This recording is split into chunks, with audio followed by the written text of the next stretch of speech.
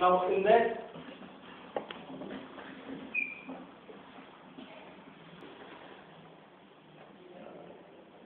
identify and define a set of climate and non-climate variables or factors for the exposure limit and for the receptors who are likely to be sensitive. Then you can go for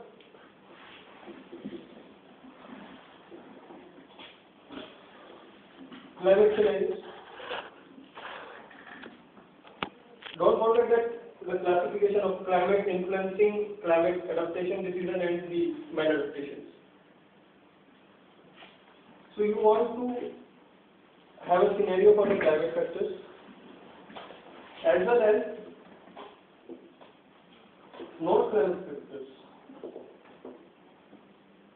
And in case of energy sector, it could be a demand and supply forecast, your decision to extend your refining operation in a particular area, the demand for the final product there or in that region. So it is at this stage that you try to build out the narratives and would like to make an assessment. But neither it is required nor it is feasible that you try to assess all the factors at one go at this stage. So what would you prefer? You would like to have this stage to be clear. Step A, step B, step C. Now, at the step A, you would make a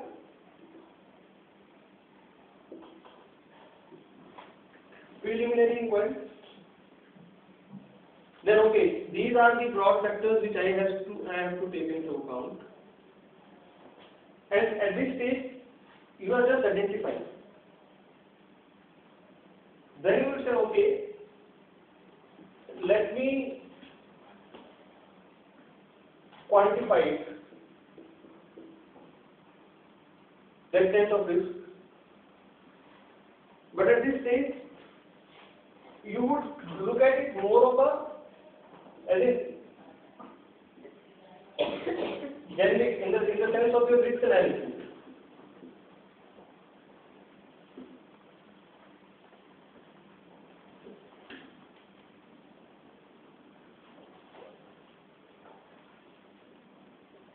So it could be a mix of qualitative and some quantitative exercise being carried out at this stage. And it is only then you say that, okay, this is the identified factor for the business I am carrying out. For instance, if you are selling power generation technologies, then you will say, okay, this is the factor that I want to evaluate it further. And for instance, as I said, the designing, because a lot of research goes into that. So you would be willing to incur that expenditure only when you are first willing to take note of the risk at hand, and then you will say that, okay, specific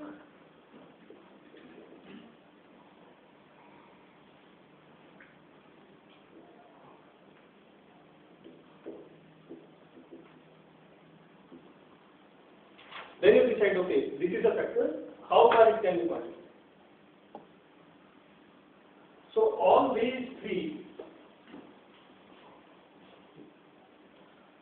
would be at the assessment stage.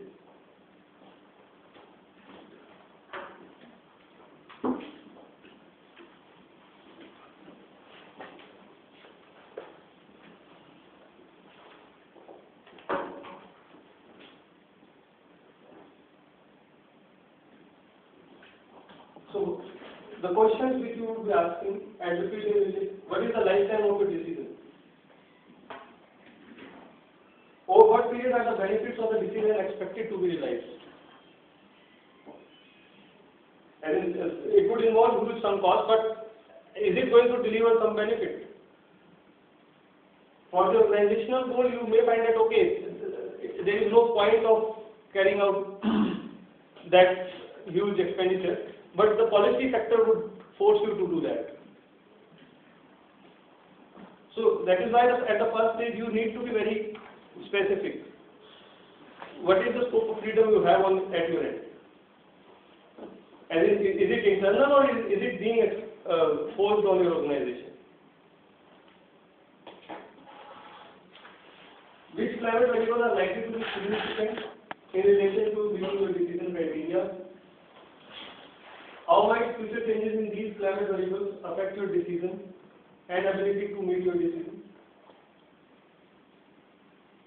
Can any climatic variable or impact be screened out at this stage? That's the precise objective.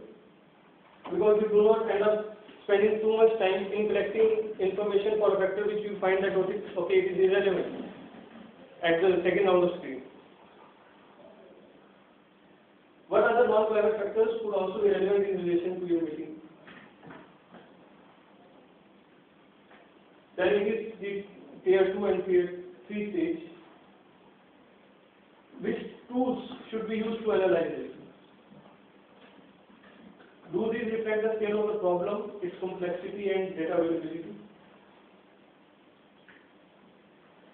And let me just say at the outset that at each of these stages, there are a set of tools which can be used. But I am not going into the tools at the moment. That's the other part of the story, that each of these stages there is a suitability of a certain tool.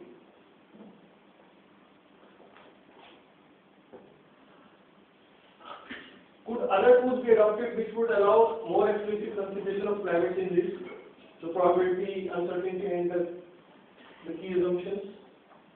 And in the sensitivity analysis of the exercise, that okay, how sensitive my findings are to, because still you are in a what if environment.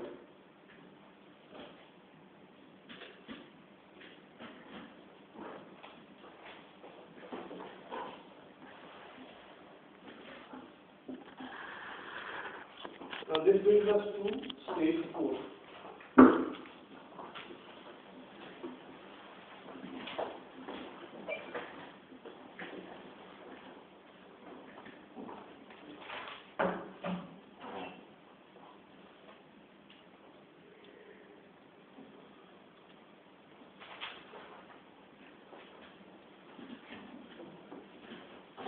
Now after you have assessed the risk, intuitively what you would be looking for? Mitigation. Please no mitigation for the optimal and suitable solution. Yes. You would be looking for options.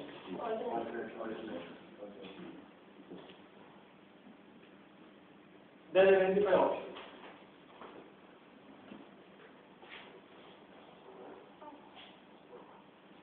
Now, the suitability of the option will also depend upon your previous stages. And let us look at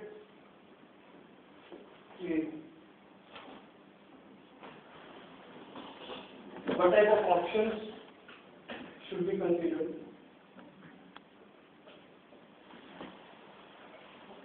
What are the likely consequences of the do-nothing option? Or not just, okay, as if this lecture has not taken place and there is nothing to be worried about, so do nothing. Or not adjusting existing options to take account of the forecast changes in the climate. And if the risk assessment stage has identified climate change as one of the significant factors affecting the decision, can the options be identified that are more robust to climate change? That is the resilience part. Again the adaptation, no mitigation.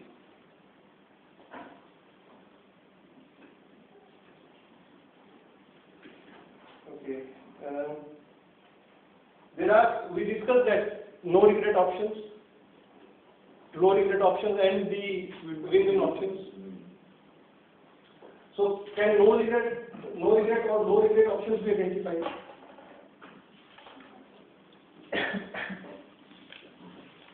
Can the options be defined in a flexible manner to allow for sources of uncertainty?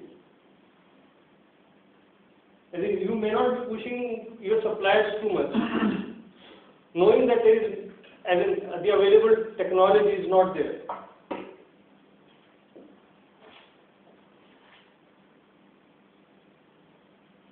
Would it be feasible or advisable to delay making a decision until further information is available? So now bypassing the whole discussion, look for mitigation, not for adaptation. Now, I am discussing these in an organizational framework, but we will see that there is a slight change in the methodology as has been developed by World Bank, and that looks for the economy as a whole. So for the policy matters, they have slightly modified it. But the basic idea or the basic contours remain the same.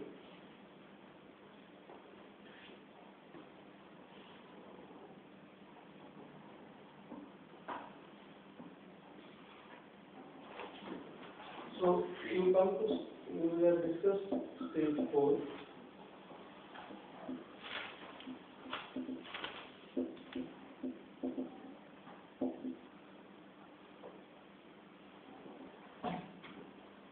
But do you expect something more at this particular stage while identifying options? Is it okay the way I discussed?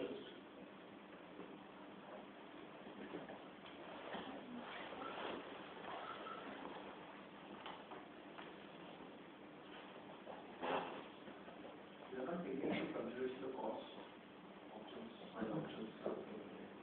So that's the point. It has to be clear. That first entire portfolio, you look into the profile of different options you have, then you get into collecting the information specifically and qualitatively. So this stage is here. This is also clear.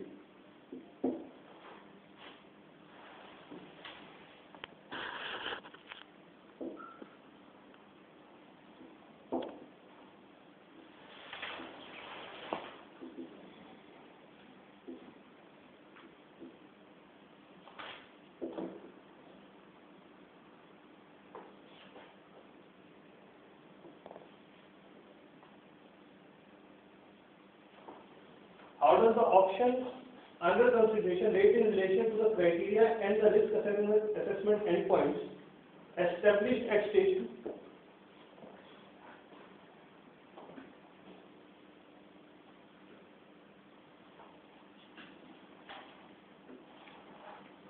Or as informed by the stage 3 risk assessment? So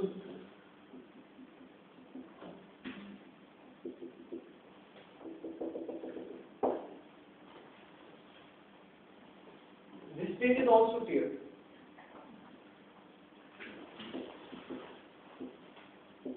So you have multiple stages here, you have multiple stages here, you have multiple stages here.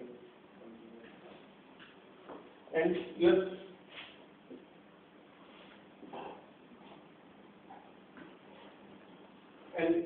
it is after you arrive at some unanimous decision, considering all the stakeholders involved, then only you can think of moving ahead.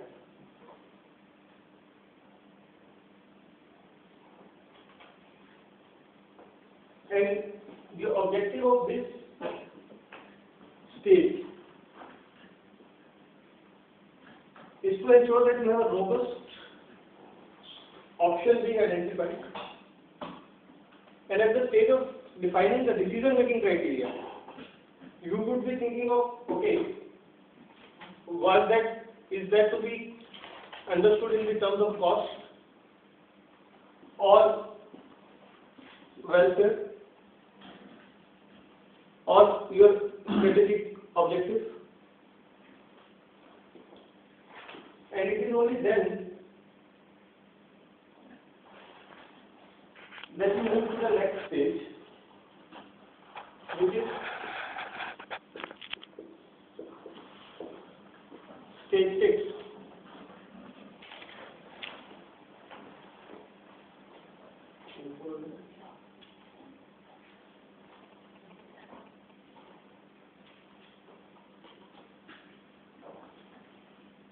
Now, your alternative decision-making criteria would influence your choice of or the appraisal of the option because it's a field stage. So there is also the circularity in this process.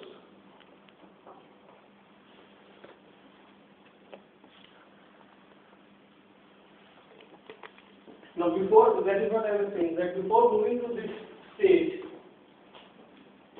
as in more detailed analysis would have been required. So you keep re-questioning before moving on to the other stage. Have the risk associated with implementing the option under consideration been identified at the stage 3?